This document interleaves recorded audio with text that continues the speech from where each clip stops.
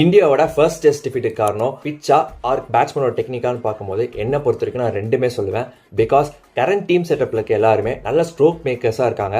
நேச்சுரலாக Indian Ranji team கூட பார்க்கும்போது நல்லா ஸ்ட்ரோக் மேக் பண்ணுற பிச்சர்ஸ் மாதிரி தான் கொடுக்குறாங்க. அதனால நேச்சுரலாகவே இந்த ரேங்க் டர்னர்ஸ் ஆகிற ஹேபிட் சுத்தமாக எல்லா பேட்ஸ்மேனுக்கும் போயிடுச்சு.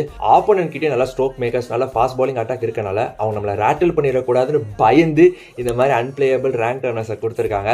மறக்க வேணாம், லாஸ்ட் 5 இயர்ஸாக இந்தியன் டெஸ்ட் டீம் இன் ரெட் பால் கிரிக்கெட் ஸ்பின்னுக்கு அகேன்ஸ்டாக ரொம்பவே ஸ்ட்ரகிள் பண்ணிட்டு இருக்காங்க. எப்படி சேனாக் போகும்போது நம்ம ஸ்ட்ராங்கான ஃபாஸ்ட் பாலிங் அட்டாக் எடுத்துகிட்டு போகிறோமோ அவங்களும் இப்போ ஸ்பின் ட்ரீ ஆட்டோ கூட வர ஆரம்பிச்சிட்டாங்க சப்கான்டினென்ட்டுக்கு. நம்ம டீமோட ஸ்ட்ரென்த்துக்கு ஏற்ற மாதிரி பிச்சர்ஸ் கொடுத்தா தான் we can able to dominate in home or else opponent வந்து நம்மளை அடிச்சுட்டு போயிட்டே இருப்பாங்க.